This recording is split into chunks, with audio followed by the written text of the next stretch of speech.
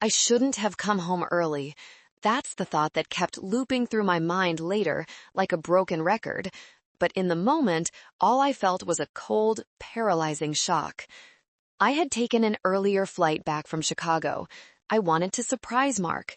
We had been engaged for 6 months, and with my workload as a CFO for a mid-sized logistics firm, I felt guilty about how little time we'd spent together lately. I stopped at a bakery on the way home and picked up those expensive cannoli he loved.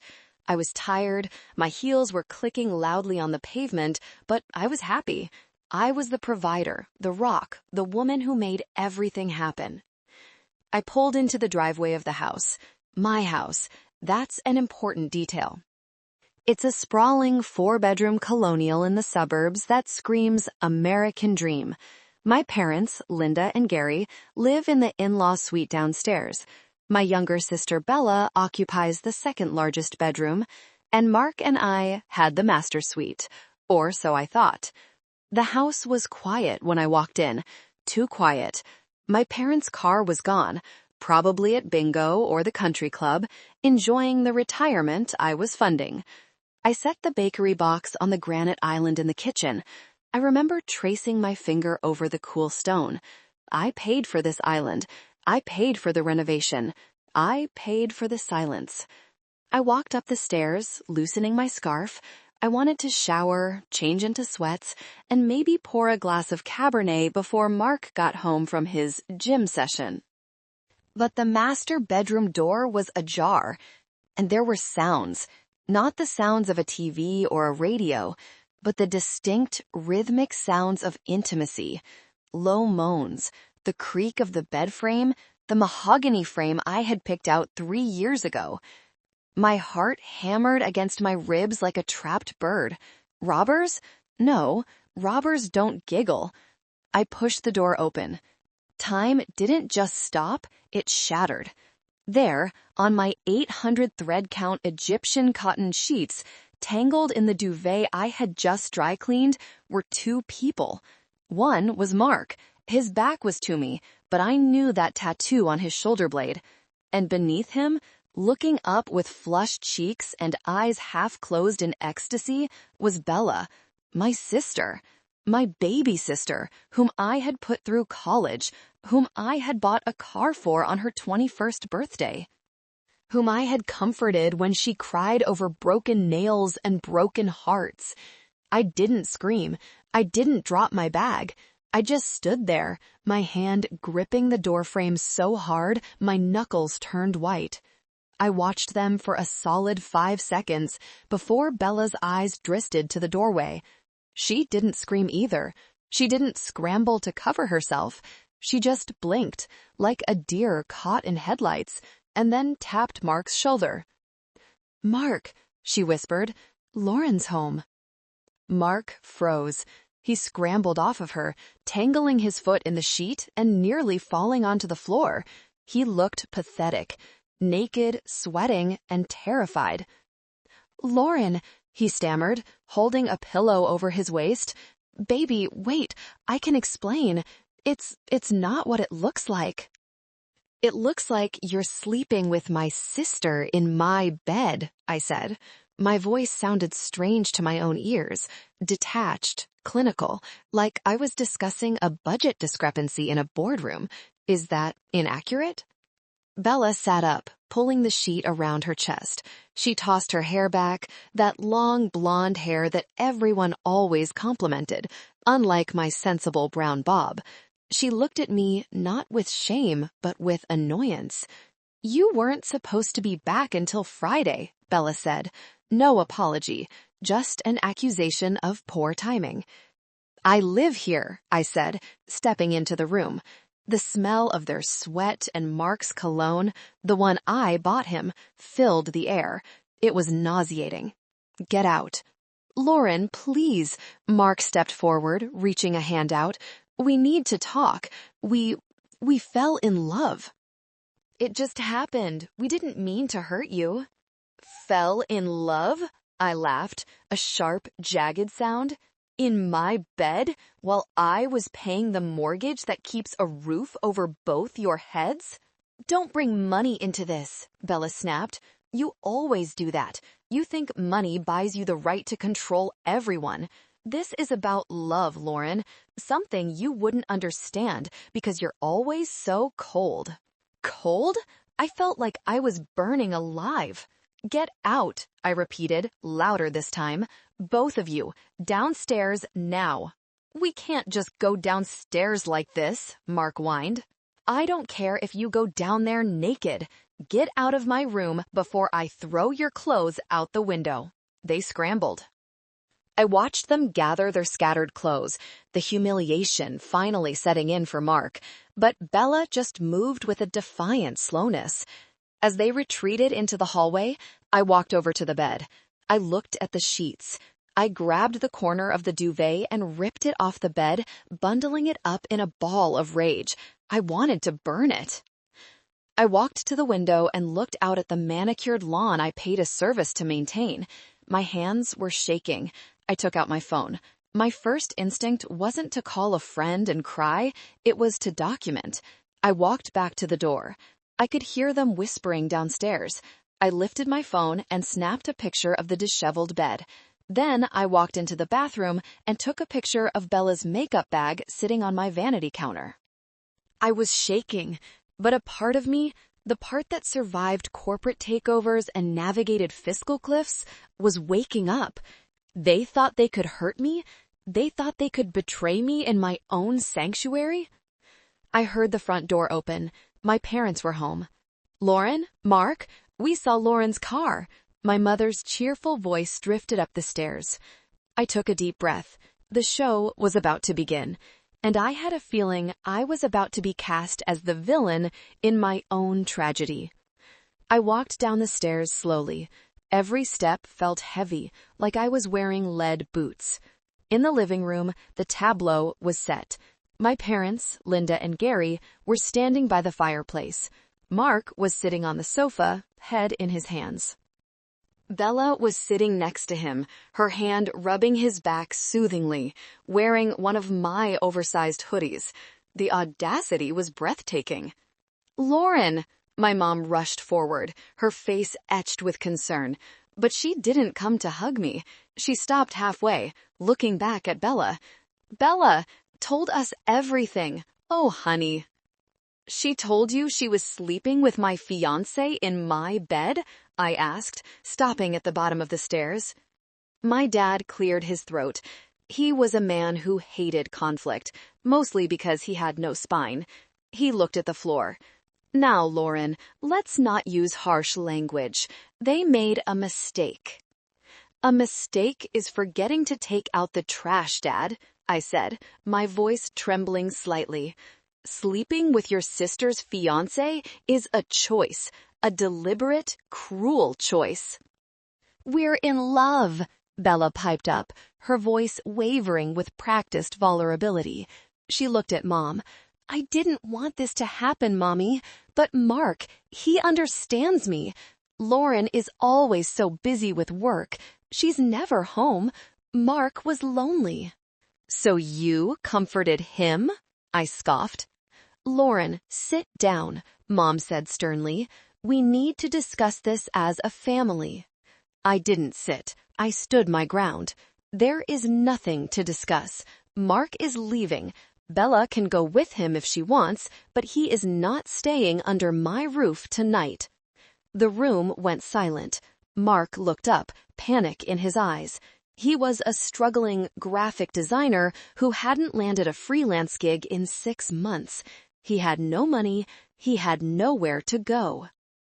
"Lauren, be reasonable," Mom said, her voice dropping to that condescending tone she used when I was a teenager. "You can't kick him out. He has nowhere to go. And there's something else you need to know." She looked at Bella. Bella bit her lip, looking down at her stomach, then back at me with wide, teary eyes. "I'm pregnant," Bella whispered. The world tilted on its axis. Pregnant. "We found out yesterday," Mark added, finding a shred of courage. "We were going to tell you, Lauren. We were trying to find the right time." So you decided the right time was after I caught you in bed? I asked. This changes everything, Dad said, finally looking at me. Bella is carrying my grandchild. We have to prioritize the baby. What does that have to do with me? I asked, feeling a cold knot form in my stomach. Well, Mom sighed, wringing her hands, Bella is fragile. You know she can't handle stress. And Mark, well, he needs to be here to support her. They're going to be a family, Lauren. And where exactly is this family going to live? I asked, though I already knew the answer. Here, of course, Mom said, as if it were obvious. This house is huge. There's plenty of room. In fact, Gary and I were talking. Since Bella needs rest and space for the baby, and you're single now, she trailed off, but her eyes flicked upstairs. You want me to move out? I asked, incredulous. No, of course not, Dad interjected quickly. But maybe you could take the guest suite, the one in the attic. It's quiet up there. You can focus on your work. And Bella and Mark can take the master bedroom. It has the ensuite bath, which is better for a pregnant woman. I stared at them. I looked at Mark, the man I had planned to marry, looking at me with pleading eyes, begging me to bankroll his betrayal. I looked at Bella, the sister I had adored, smirking slightly behind her hand. I looked at my parents, who had lived off my salary for a decade, asking me to surrender my own bed to the people who stabbed me in the back. You want me, I said slowly, articulating every syllable, to move into the attic of the house I pay for so my cheating sister and my ex-fiancé can play house in my master bedroom because she got knocked up? Don't be crude, Lauren, Mom snapped. It's about family. You have so much. You're the strong one. You have your career. You have money. Bella has, well, she needs help. If you kick them out, you're practically aborting your own niece or nephew. Is that who you are? A monster? The gaslighting was masterful. They were weaponizing my success against me.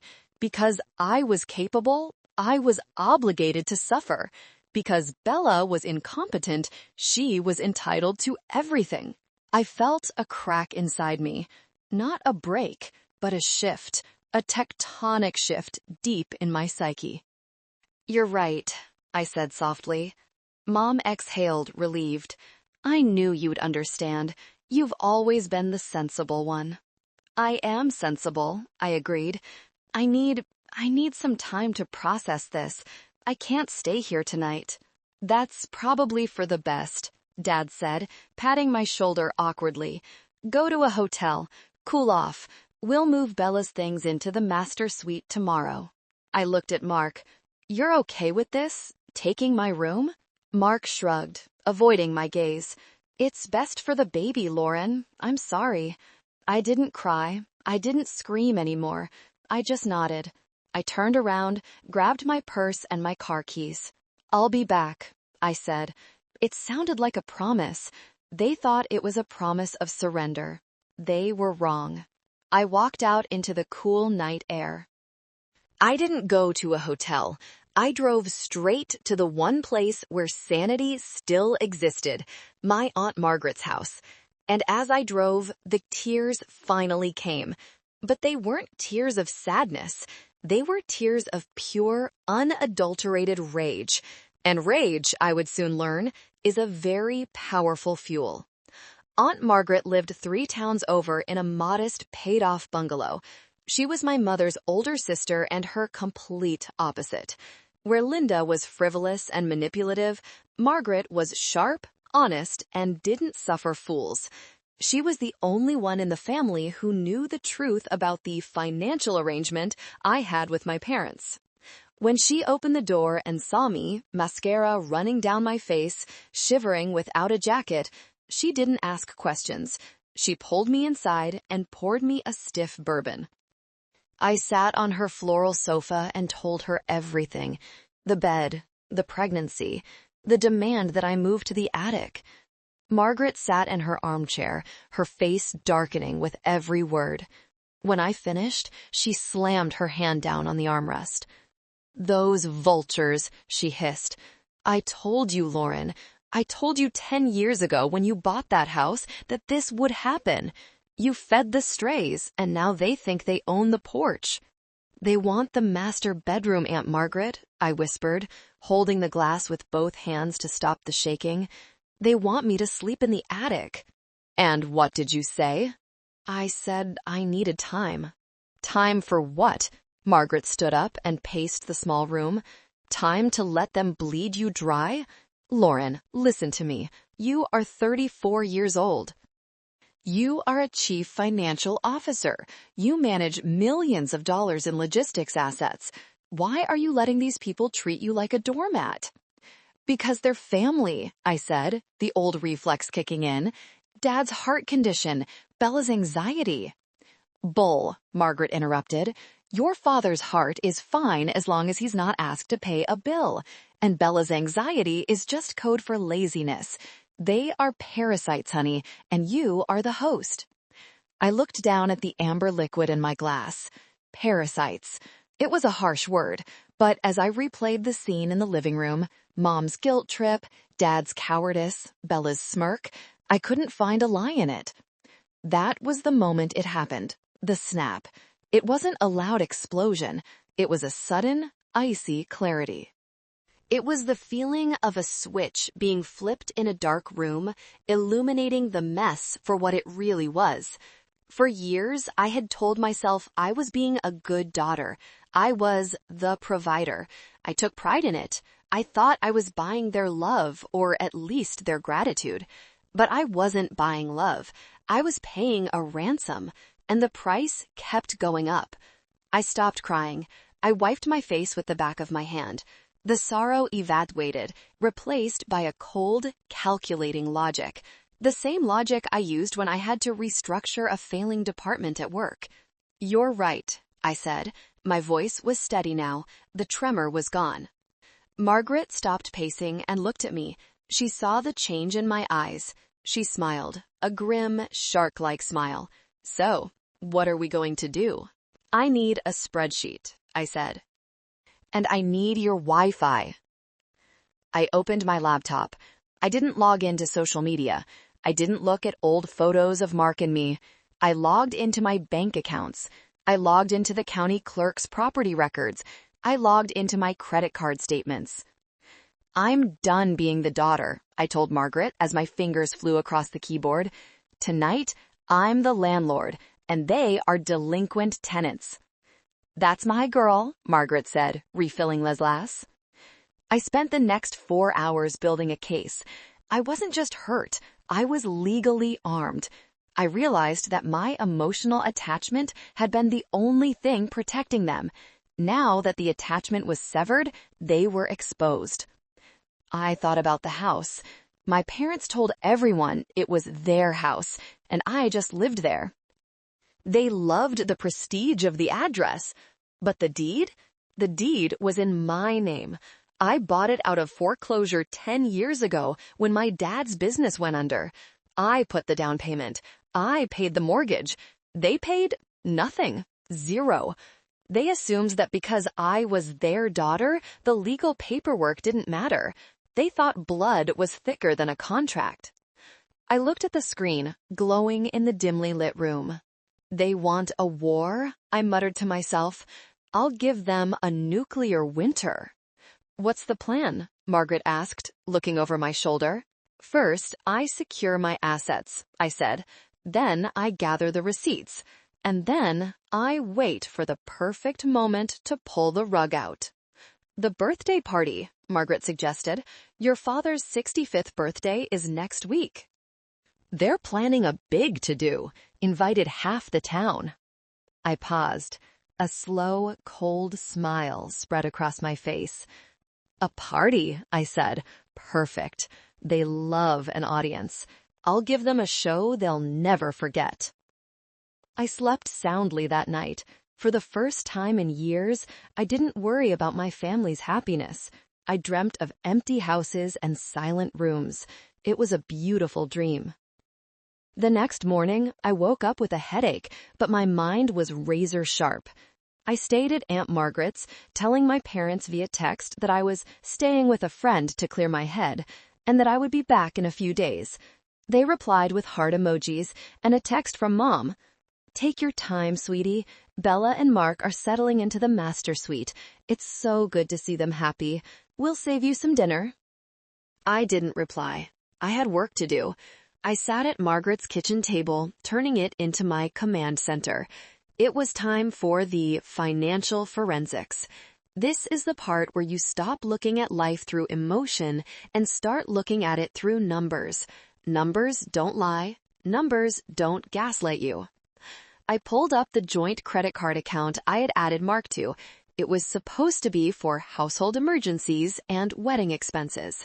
I filtered the transaction history for the last 3 months. Tiffany & Co., $3,500. Nordstrom, $1,200. The Ritz-Carlton Spa, $600. Best Buy, $2,500. My stomach churned. Mark told me he was buying a new laptop for his design work, but the jewelry, the spa days? I clicked on the details. The dates matched times when I was away on business trips. He wasn't just cheating on me. He was funding his affair with my money. He was buying my sister gifts with my paycheck. I scrolled further back. Cash withdrawals. $500 here, $200 there. The total unauthorized spending over the last 6 months was nearly $20,000. $20,000? I whispered.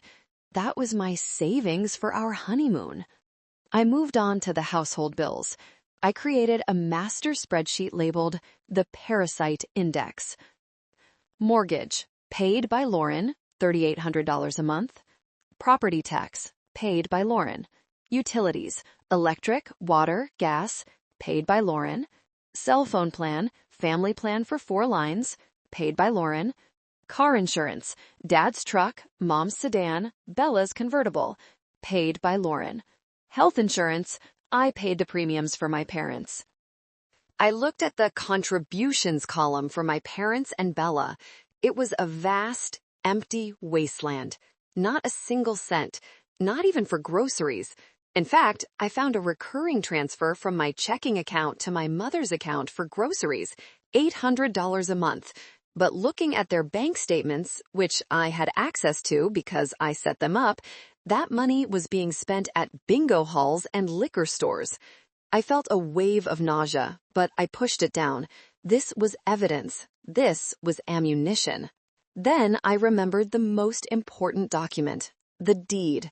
I logged into the digital vault where I kept my legal documents. I pulled up the property deed for the house on Elm Street. There it was, clear as day. Sole owner, Lauren Vance. 10 years ago, my parents had declared bankruptcy. They were about to lose everything. I had just gotten my first big bonus. I used every dime I had to buy the house back from the bank so they wouldn't have to move. I let them stay there. They told the neighbors they had refinanced. They played the lords of the manor, and I was just the lodger. I printed the deed. I printed the credit card statements highlighting the theft. I printed the utility bills. My phone buzzed. It was a notification from my bank app. Transaction declined. $45 at Domino's Pizza. I smiled. Step 1 of my plan had already kicked in. I had frozen Mark's card. Another buzz. A text from Mark. "Babe, the card isn't working. We're trying to order lunch. Can you unlock it?" I stared at the screen. The audacity to call me babe while sitting in my bedroom with my pregnant sister trying to order pizza with my money. I didn't reply. I opened the carrier app for our family cell phone plan. Select line, Bella. Action, suspend service. Select line, Mark. Action, remove from plan. Select line, Dad. Action, suspend service. Select line, Mom. Action, suspend service. I hesitated on my parents' lines for a second. Was it too cruel? Then I remembered Mom asking me to move to the attic. I hit confirm. Next, I went to the utility companies. The electric bill was in my name. The water was in my name. I couldn't shut them off remotely without a wait time, but I could do something else. I removed the auto pay feature and changed the billing address to Aunt Margaret's house. Let them see the disconnect notices when they arrive in the mail. I was systematically dismantling their life support system. "You look scary," Aunt Margaret said, walking in with a basket of laundry. "I'm not scary," I said, organizing the stack of papers into a folder. "I'm just conducting a performance review, and everyone is getting fired." I looked at the folder. This was my shield. When they called me selfish, I would show them the math. When they called me heartless, I would show them the theft. But I wasn't done. I needed to see a lawyer. A real one, not the family friend who handled my dad's failed business contracts. I needed a shark. I Googled top real estate litigation attorneys in the state. I found a name, Silas Vance. No relation, but he looked ruthless. I booked a consultation for the next morning. The receipts phase was complete. Now it was time to watch them squirm. The silence from my phone didn't last long. Since I had cut their cellular data, they could only call me when they were connected to the house Wi-Fi. Around 6 p.m., my phone lit up like a Christmas tree. Missed call, Mom, 4. Missed call, Mark, 3. Missed call, Dad, 2. Text from Bella. "WTF, Lauren? My phone isn't working." I sat on Aunt Margaret's porch, sipping iced tea, watching the notifications roll in. It was a fascinating experiment in dependency. Finally, I answered a call from my mother. I put it on speaker so Margaret could hear. "Lauren, thank God," Mom's voice was shrill. "Something is wrong with the phones, and the internet is acting up." "And Mark's card was declined. We're trying to order dinner for Bella. The poor thing is craving pepperoni, and we're starving here." "Hello, Mother," I said calmly. "I'm fine. Thank you for asking." "Don't be snippy," she snapped. "Fix the accounts. Mark says the bank must have flagged it for fraud." "They didn't flag it," I said. "I canceled it." Silence. A long, heavy silence. "You... what?" "I canceled the card, Mom. Mark isn't my fiancé anymore. Why would I pay for his pizza?" But how are we supposed to eat?" she sputtered. "Your father doesn't get his pension check until next week." "There's a pantry full of food," I said. "I bought groceries on Tuesday. Cook something." "Cook?" She sounded like I'd asked her to build a rocket ship. "But Bella is tired. And we're all stressed out because of your reaction to the news." "My reaction?" I laughed. "You mean the fact that I left my house so my sister could bang my ex in my bed?" "Don't be vulgar," Mom hissed. "Look, stop being petty. Turn the phones back on. Bella needs to call her doctor." "She can use the landline," I said. "Oh, wait, we don't have a landline. I guess she can use Wi-Fi calling until I change the password." "Lauren Elizabeth!" Dad's voice boomed in the background. He had evidently snatched the phone. "You are acting like a child. You are punishing your pregnant sister because you're jealous." "Jealous?" I repeated. "Dad, I'm not jealous. I'm broke. Or at least, I'm acting like it. I'm reviewing my finances, and I realized I can't support 4 adults anymore." "You're the man of the house, right? I'm sure you can figure it out." "You have a duty to this family," he yelled. "We raised you. And I've supported you for 10 years. Consider the debt paid." I hung up. Then I blocked their numbers for the night. The next morning, the desperation escalated. I received an email from Mark. Subject: "Please, let's talk." "Lauren, I know you're mad. You have every right to be, but cutting us off like this is dangerous. Bella is really stressed. It's bad for the baby. Can you please transfer $500 just for groceries and gas? I need to get to interviews." Interviews, right. Mark hadn't been to an interview in 2 years. I didn't reply. Instead, I went to my appointment with Silas Vance, the attorney. His office was glass and steel, smelling of expensive leather and intimidation. Silas was a man in his 50s, with eyes that looked like they could cut diamonds. He listened to my story without interrupting. When I showed him the deed and the bank statements, he nodded. "You have a clear case for eviction," he said. "Since there is no lease agreement, they are considered tenants at will. In our state, you have to give them 30 days' notice." 30 days is too long, I said. "I want them out." "We can serve the 30-day notice immediately," Silas said. "But if they damage the property or threaten you, we can expedite it to 3 days. However, given the pregnancy, the courts might be sympathetic to them. We need to be careful." "What if I sell the house?" I asked. Silas raised an eyebrow. "You want to sell?" "I don't want that house anymore," I said. "It's tainted. I want to sell it. Can I show the house to buyers while they are in it?" "Absolutely," Silas smiled. "As the owner, you have the right to inspect the property and show it, provided you give 24 hours notice." A plan began to form, a wicked, beautiful plan.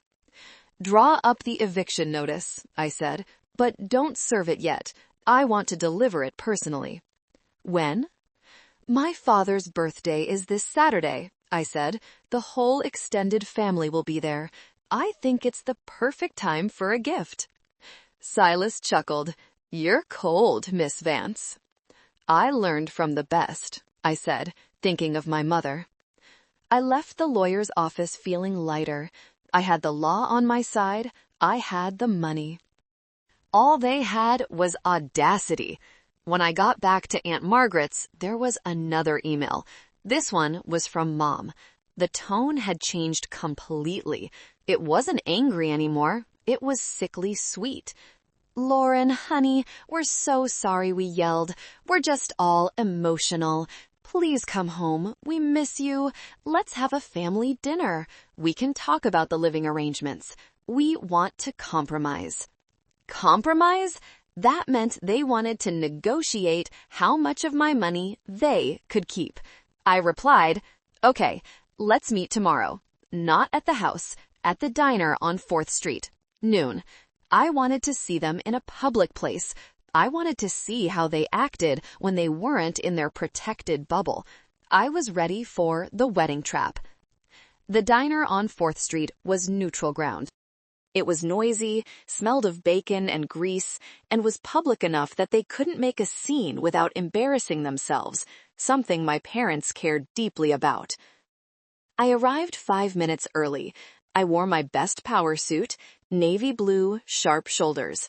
I didn't look like the grieving ex-fiancé. I looked like the CFO who was about to acquire a failing company. They walked in 10 minutes late. The happy couple and the proud parents. Bella was wearing a tight dress that accentuated a baby bump that I was pretty sure was just bloating from the pizza I refused to buy. Mark looked tired. He had dark circles under his eyes. Living with my parents wasn't the vacation he expected, apparently. Mom and Dad looked stressed. They slid into the booth opposite me. I sat alone on my side. "Lauren, you look tired," Mom said, starting with a subtle jab. "I feel great," I lied. "The silence at Aunt Margaret's is very restorative." "We miss you at the house," Dad said gruffly. "It's not the same without you." "I bet," I said dryly. "The bills don't pay themselves." "Look," Mark started, putting his hand on the table. "Lauren, we need to clear the air. We know we hurt you. But we're family, and this baby is your blood." "Get to the point," I said, sipping my black coffee. Mom took a breath. She pulled out a notebook. My notebook, actually. "We've been talking," she said, "and we found a solution that works for everyone. Since you're so successful and you have that big promotion coming up, we think it's best if you move into the condo downtown." "You always said you liked the city." I blinked. You want me to move out of my own house? Permanently? Well, the house is too big for one person, Bella chimed in, picking at her nails, and we need the space for the nursery. Plus, the school district is better in the suburbs. So, I recapped, I move out, you keep the house. Who pays the mortgage? Dad coughed. Well, that's the thing, honey. Mark is between jobs. Bella can't work right now because of the stress. We're on a fixed income. We were hoping, as a wedding gift, you could transfer the title to Bella. I almost choked on my coffee. Transfer the title? You want me to give her a $600,000 house? It's for the baby, Mom said, tears instantly springing to her eyes. How can you be so selfish? You have everything. Bella has nothing. She has my fiancé, I pointed out. It would tax deductible, Dad offered, clearly having no idea how taxes worked. And you could pay off the remaining mortgage as a dowry for the wedding. Oh, there's a wedding? I asked. We want to get married before the baby comes, Bella beamed, forgetting she was supposed to be the victim. We were thinking a June wedding, in the backyard. We need about $30,000 for the catering and tent. Mom said you had that saved for your wedding, and since you're not using it.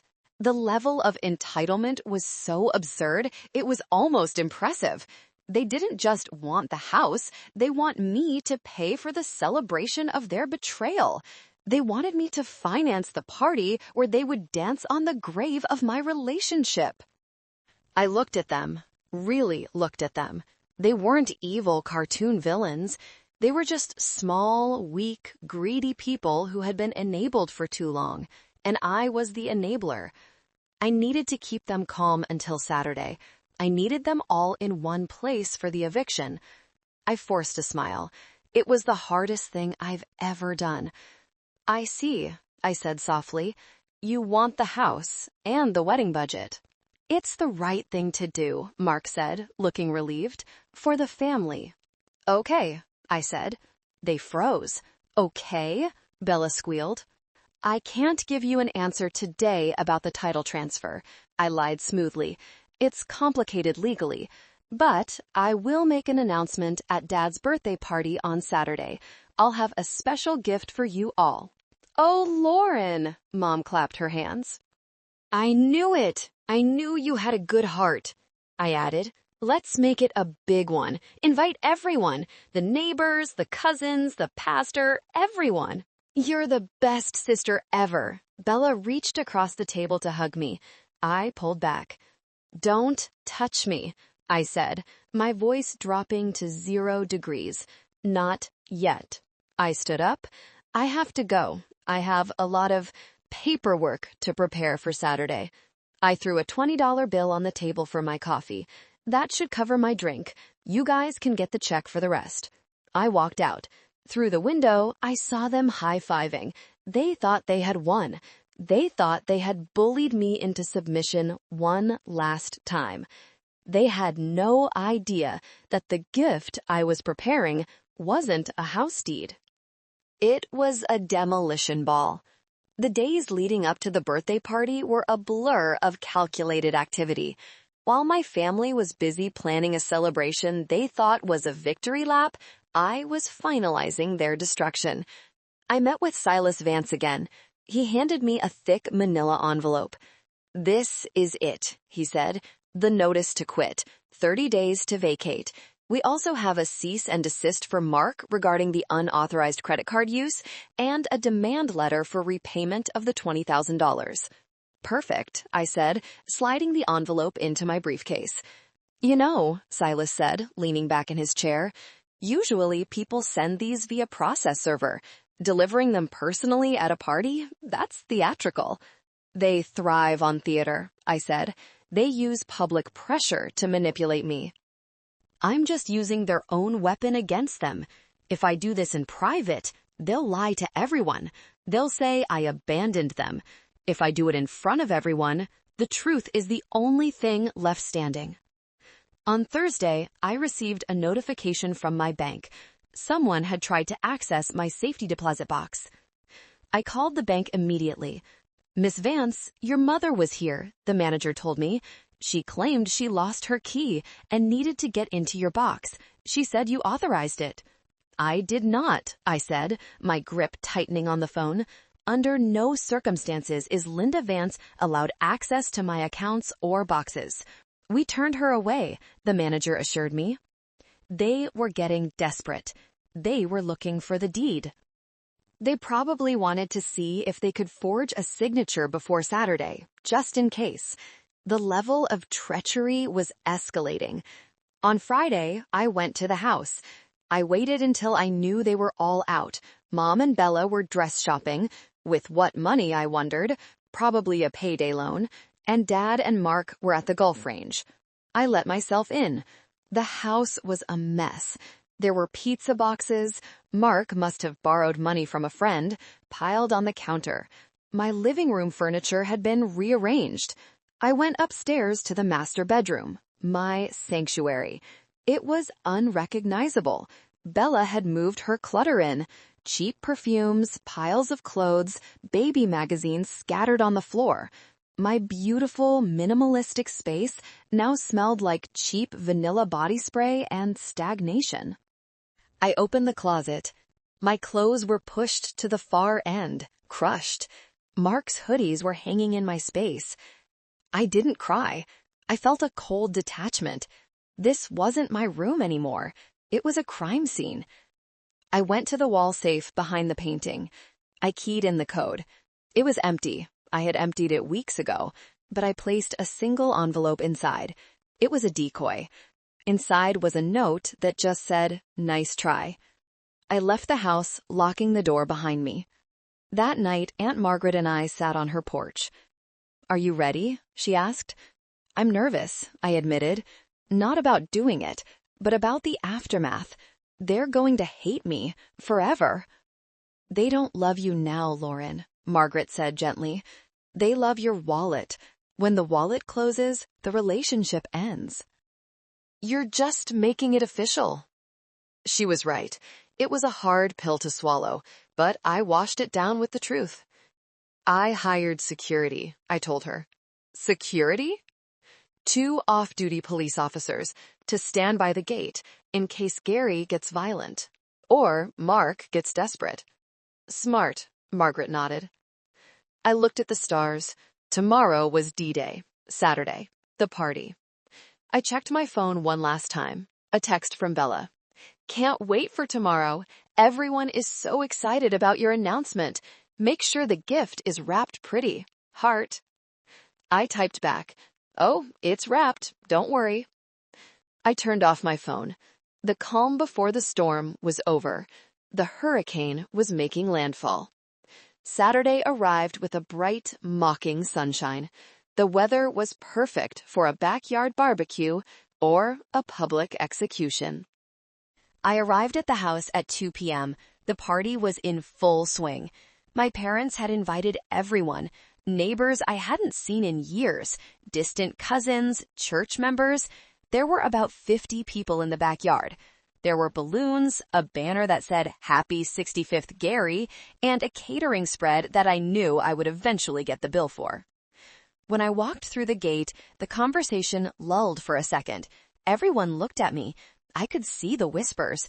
"That's the sister, the one who got dumped." I held my head high. I was wearing a white dress. Not bridal white, ice white, sharp, clean. "Lauren!" Dad boomed, holding a beer. He was already tipsy. "The prodigal daughter returns." He hugged me, slapping my back. He smelled of alcohol and false bravado. "We're so glad you came to your senses, honey." Mom rushed over, whispering in my ear. "Did you bring the papers? The notary is here. Uncle Bob is a notary, remember?" They had brought a notary. They were that confident. I brought everything. I smiled tightly. Let's wait for the speeches. Bella was sitting on a throne-like chair in the center of the yard, holding court. Mark was standing behind her, hand on her shoulder, playing the role of the protective father. When he saw me, he flinched. He knew me better than they did. He saw something in my eyes that scared him. I mingled. I played the part. I accepted the pitying looks from the neighbors. "Oh, you're so brave for coming," Mrs. Higgins said. "It must be hard seeing them so happy." "It's enlightening," I told her. Finally, at 4 p.m., Dad clinked his fork against his glass. "All right, everyone, gather round." The crowd hushed. Dad stood on the deck, beaming. "I want to thank you all for coming. 65 years. It's been a ride. I have a wonderful family. My beautiful wife, Linda. My radiant daughter, Bella, who is giving me a grandson." Applause. Bella waved regally. "And," Dad continued, gesturing to me, "my eldest, Lauren. We've had our ups and downs, but Lauren has stepped up. She has a special announcement to make, a special gift for the family." He handed the microphone to me. The heavy wireless mic felt like a weapon in my hand. I stepped up to the deck. I looked out at the sea of faces. I looked at my parents, grinning like Cheshire cats. I looked at Bella and Mark, smug and secure. "Thank you, Dad," I said. My voice was steady, amplified across the silent yard. "Family is important. It teaches us who we are. It teaches us about giving and taking." Mom nodded encouragingly, mouthing, "Tell them." "For the last 10 years," I continued, "I have been the sole owner of this house." A ripple of confusion went through the crowd. My parents' smiles faltered slightly. They didn't want that part known. "I bought it when my parents went bankrupt so they wouldn't be homeless. I paid the mortgage. I paid every bill. I put Bella through college. I supported this family because I thought that's what love was." Mark took a step back. Bella stopped smiling. "But recently," I said, my voice hardening, "I learned a valuable lesson. I came home to find my fiancé and my sister in my bed, in the master bedroom of the house I pay for." Gasps. Loud, audible gasps. Mrs. Higgins covered her mouth. "Lauren, stop," Mom hissed, stepping forward. I ignored her, and instead of an apology, my family told me to move to the attic. They told me to pay for their wedding. They told me to sign this house over to them. I reached into my bag. I pulled out the manila envelope. "So, Dad, for your birthday, I do have a gift, but it's not the deed to the house." I ripped the envelope open. I pulled out the papers with the bright red notice stamp. "This is an eviction notice," I announced, holding it up. "You have 30 days to vacate my property. All of you. Mom, Dad, Bella, Mark. You are all evicted." "You can't do that." Dad roared, lunging for the mic. The 2 security guards I hired, big men in dark suits, stepped out from the shadows of the patio doors. Dad froze. "I can," I said, "and I have. I'm selling the house. The real estate agent will be here on Monday to put the sign up." I looked at Mark. "And Mark, this is for you." I tossed another envelope at his feet. "A lawsuit for the $20,000 you stole from my credit cards. I'll see you in court." The silence was deafening. It was absolute. Then Bella started to scream, a high-pitched wailing tantrum. "I hate you! I hope you die alone!" she shrieked. "I might be alone," I said into the mic, looking her dead in the eye, "but at least I'll be debt-free and sleeping in my own bed." I dropped the microphone. It hit the wooden deck with a loud thud. I turned and walked through the sliding glass doors. I didn't look back. I walked straight out the front door, past the shocked catering staff, and to my car. As I drove away, I saw the party disintegrating in the rearview mirror. It was the most beautiful thing I had ever seen. The 30 days following the birthday party were the longest and quietest of my life. My lawyer, Silas, had advised me strictly. Do not engage, do not reply to texts, do not answer calls. Let the clock run out. And run out it did. They didn't believe I would do it. That was their fatal flaw until the very end. They thought the notice to quit was just a dramatic prop I used for effect. They assumed that once I cooled down, the old Lauren, the doormat, the provider, the fixer, would return to pay the bills and apologize for making a scene. They were wrong. The old Lauren died the moment she saw her sister in her bed. On the morning of day 30, I didn't go to the house alone. I pulled up to the curb at 8 a.m. sharp. I was in my car, but I wasn't driving. I was sitting in the passenger seat of Silas's black SUV. Behind us was a sheriff's cruiser, and behind that, a team of professional movers I had hired to assist in the removal of property to the curb. I watched from the tinted window. The house looked peaceful. The curtains were drawn. My BMW, well, the BMW I paid for, that Bella drove, was in the driveway. Deputy Miller, a large man who looked like he had zero patience for nonsense, walked up to the front door and pounded on it. Bang, bang, bang. Sheriff's Department, eviction enforcement. It took 3 minutes for the door to open. My father stood there in his bathrobe, looking disheveled and confused. He obviously hadn't packed a single box. He rubbed his eyes, looking at the deputy, then at the movers, and finally, his eyes locked onto me sitting in the SUV. I didn't roll down the window. I just watched. I could see Dad shouting. He was pointing at the house, then at the sky, using his hands wildly. The entitlement phase was crashing into the reality phase. Deputy Miller wasn't having it. He handed Dad a piece of paper, the court order, and pointed to the driveway. Dad tried to slam the door, but Miller blocked it with his boot. Then the screaming started. Bella came running out, wearing oversized pajamas. She looked terrified.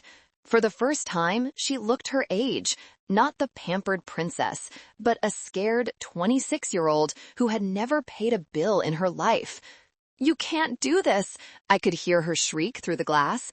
"I'm pregnant. You can't evict a pregnant woman." Deputy Miller said something calm but firm. He gestured to the movers.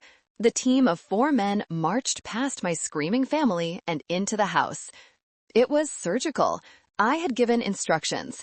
Personal items go in boxes on the curb. Furniture stays unless they can prove they bought it, which they couldn't. I watched as my life, or the parasitic version of it, was dismantled. Boxes of clothes, shoes, and trinkets began to pile up on the lawn. The neighbors, the same ones who were at the party, started to come out on their porches. They weren't gossiping this time. They were watching in silent awe. Then came the performance. My mother, realizing that screaming wasn't stopping the movers, decided to play her trump card. She grabbed her chest. She staggered back against the porch railing, gasping for air. "My heart," she wailed. "Oh, God, my heart! Gary, help me! She's killing me!" Dad panicked. "Call 911! You're killing your mother, Lauren! Are you watching this?" He screamed at my car. I felt a spike of adrenaline, the old instinct to rush out and save her. But Silas put a hand on my arm. "Wait," he said. "Watch the deputy." Deputy Miller didn't radio for an ambulance immediately. He walked over to Mom, leaned down, and spoke to her. I don't know what he said, but Mom suddenly stopped gasping. She straightened up, looking offended.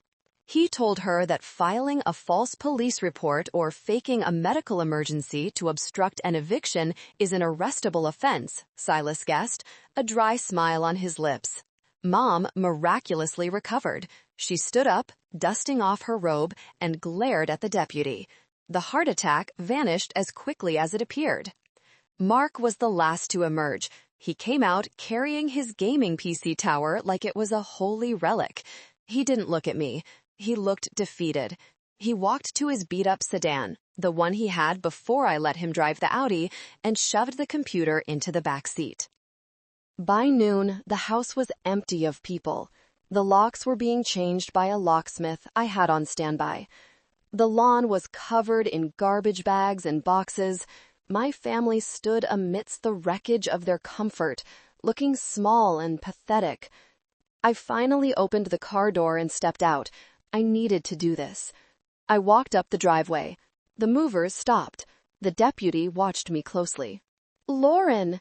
Dad started to charge toward me, but stopped when Deputy Miller took a step forward. "How can you do this? We have nowhere to go. You're sending your family to the street." "You had 30 days, I said, my voice calm. "You chose to spend them hoping I would break. I didn't." "Where are we supposed to sleep?" Mom sobbed, clinging to Bella. "Bella needs a bed." "I checked," I said. "There's a Motel 6 off the interstate. They have vacancies. I suggest you get moving before it rains." "You're a monster," spat at me. "I hope you rot in this big, empty house." "I'm not staying here," I said, looking at the house. "This house is full of termites, not the insect kind, the human kind." I turned to the locksmith. "Are we done?" "All new deadbolts, Miss Vance. Here are the keys." I took the keys. The weight of them in my hand felt like freedom. "Goodbye," I said to the people who raised me. I got back into the SUV. As we drove away, I looked back one last time. They were arguing.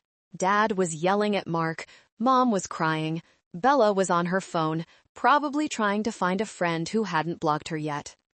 It was a tragedy. But for the first time in my life, it wasn't my tragedy. I didn't just leave them to figure it out. I kept tabs on them. Call it morbid curiosity, or call it protecting my flank. I knew that desperate people do desperate things, and I needed to know if they were planning a counterattack. I hired a private investigator, just for a week, to monitor their movements. The report I received 3 days later was a grim catalog of karma. They had indeed checked into the Motel 6, 4 adults in one room with 2 double beds. I could only imagine the smell of that room after 48 hours. Stale fast food, unwashed clothes, and resentment. The collapse happened faster than I expected. Without my credit cards and without the unauthorized transfers from my bank account, they had 0 liquidity. Dad's pension was small, barely enough to cover the motel and food for a week. The first casualty was the happy couple. According to the PI's report and some frantic texts I received from mutual acquaintances, Mark didn't last 3 days. The reality of Bella's situation hit him. She wasn't the pampered princess in the mansion anymore. She was a pregnant woman in a cheap motel room with nagging parents.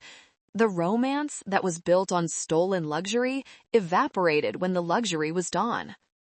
Mark left on a Tuesday night. He told them he was going to get ice.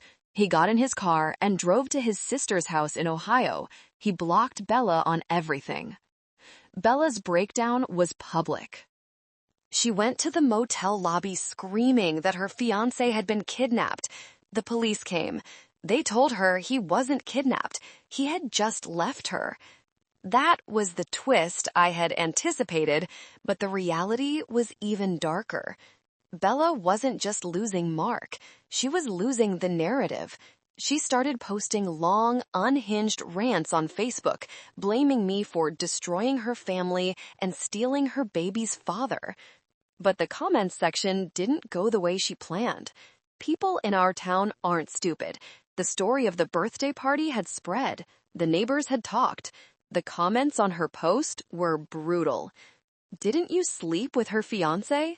You lived in her house for free and then stole her man? Girls, sit down. Karma is a waitress, and she just brought you the bill." Bella deleted her account the next day. Then came the financial implosion.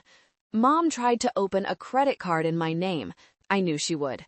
But I had placed a fraud alert on my Social Security number with all 3 credit bureaus the day after the snap. She was flagged immediately. I received a notification, and the police paid a visit to the motel. They didn't arrest her.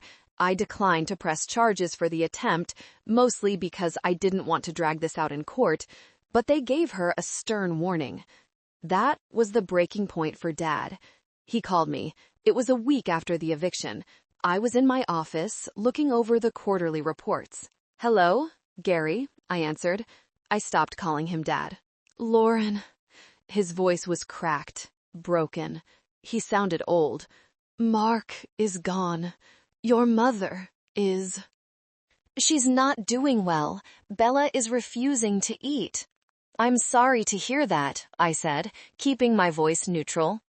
"We need help, Lauren, just a loan, until I can access my 401k.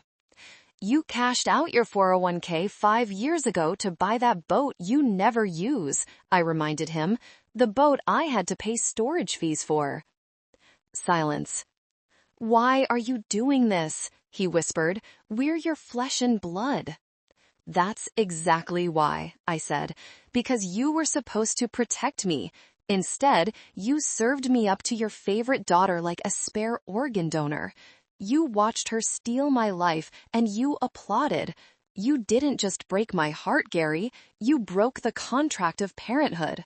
"We can fix it," he pleaded. "We can go to therapy." "You can go to therapy," I said. "I'm going to Paris." "Paris?" "Yes." "I got the promotion. I'm celebrating. Goodbye, Gary." I hung up.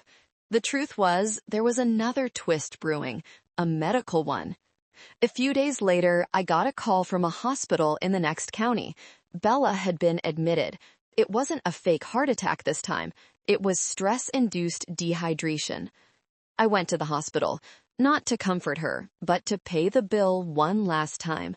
Call it a severance package. I stood at the door of her room.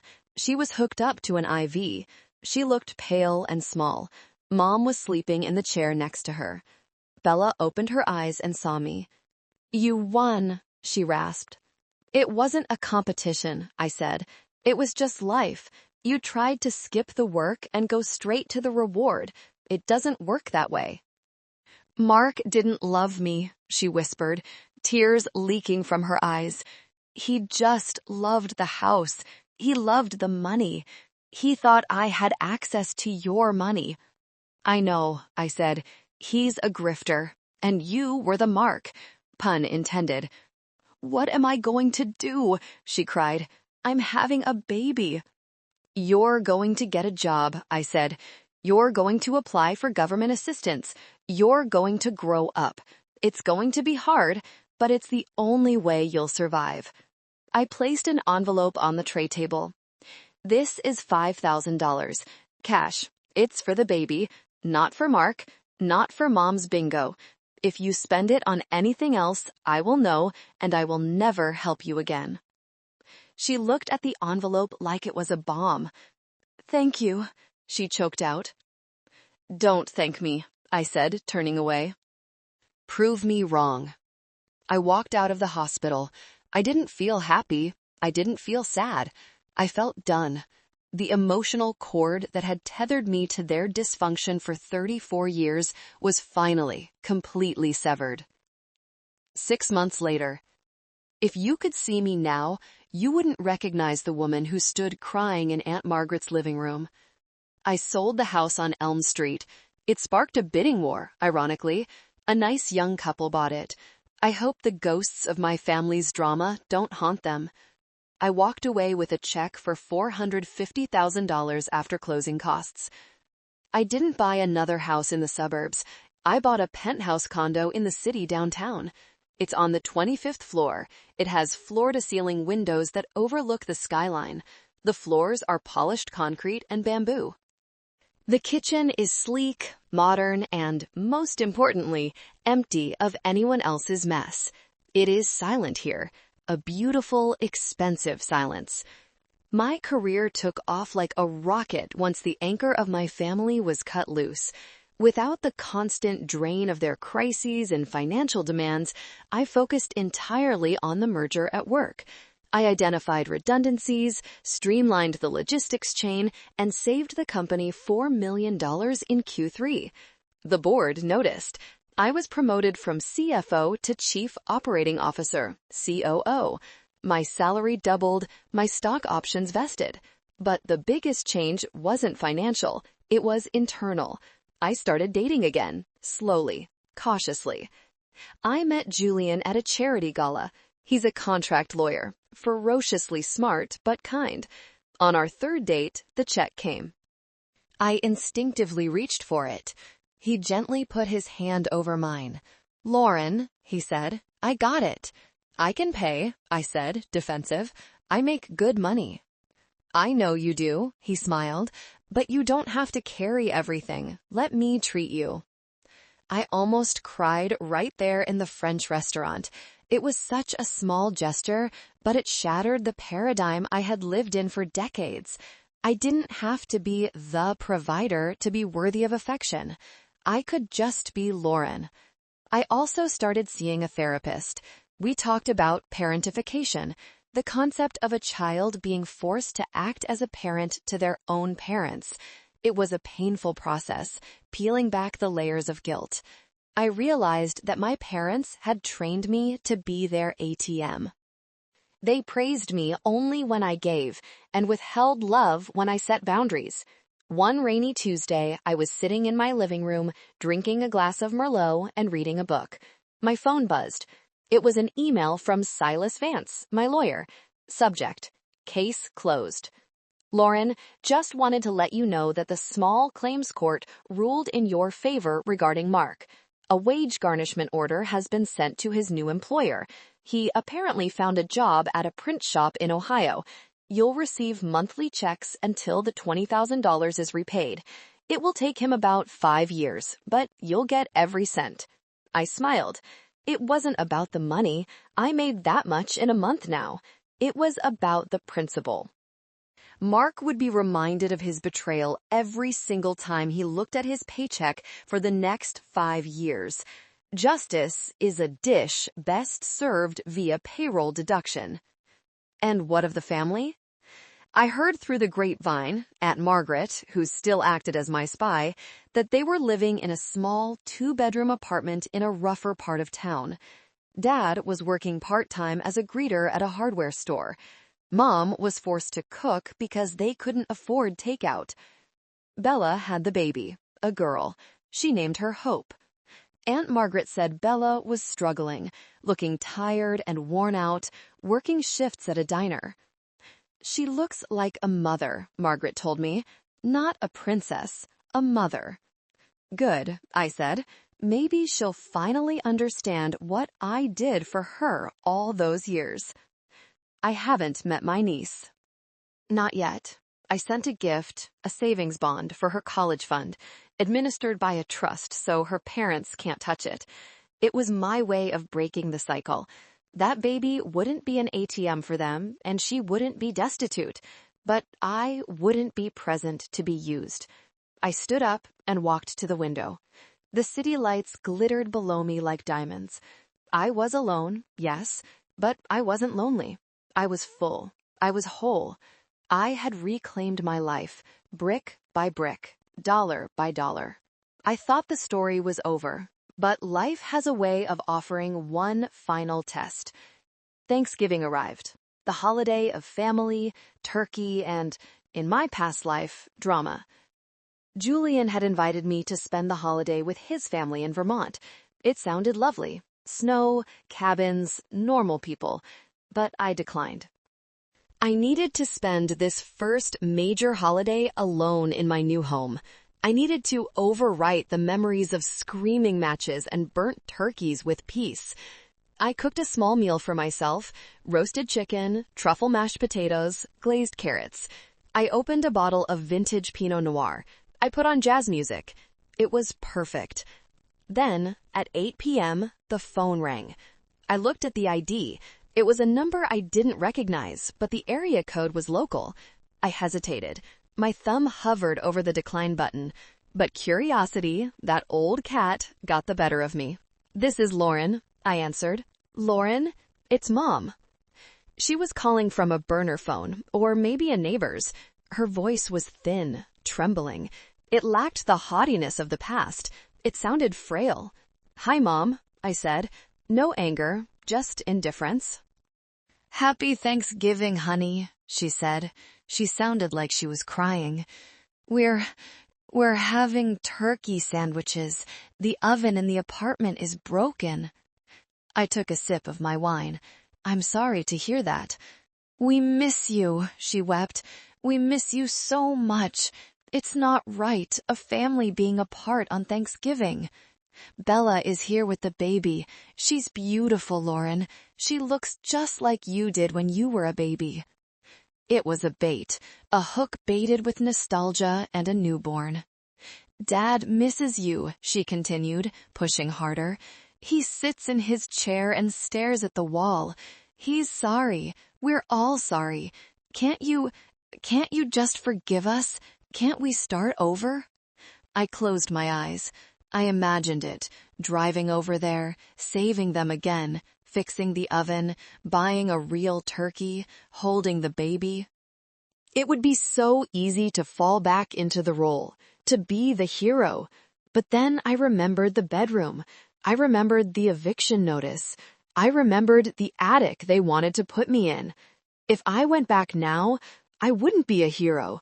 I would be a victim, volunteering for another beating. Mom, I said gently, do you remember when I was 10 and I mowed the lawn because Dad's back hurt and you told me I missed a spot? What? I don't remember that. I do, I said. I remember trying so hard to be perfect for you. I spent 30 years trying to buy your love, but I realized something this year. Love isn't a subscription service. I shouldn't have to pay monthly fees to be treated with respect. We love you, she wailed. No, Mom, I said firmly. You love what I provide. You miss the house, you miss the money, you miss the ease. You don't miss me. If I was broke and living in that apartment with you, you'd hate me. That's not true. It is true, and it's okay. I've accepted it.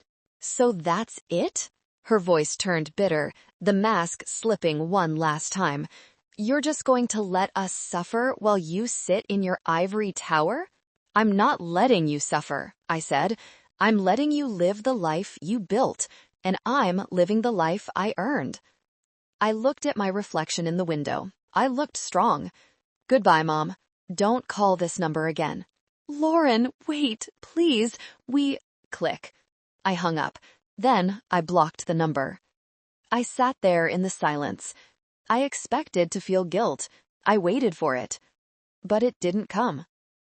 Instead, a wave of warmth washed over me. It was the feeling of a wound finally closing up, turning into a scar. Scars are good. Scars mean you survived. Scars mean the bleeding has stopped. I picked up my wine glass and walked to the balcony. The wind was cold, biting, but I didn't shiver. I had lost a family, yes, but I had found myself. I raised my glass to the city lights. To the attic, I whispered to the wind, the place I never went. I drank the wine. It tasted like victory. Thank you. Thank you from the bottom of my heart for listening to my story. Don't forget to subscribe for more stories of truth and justice. Until next time, take care of yourselves.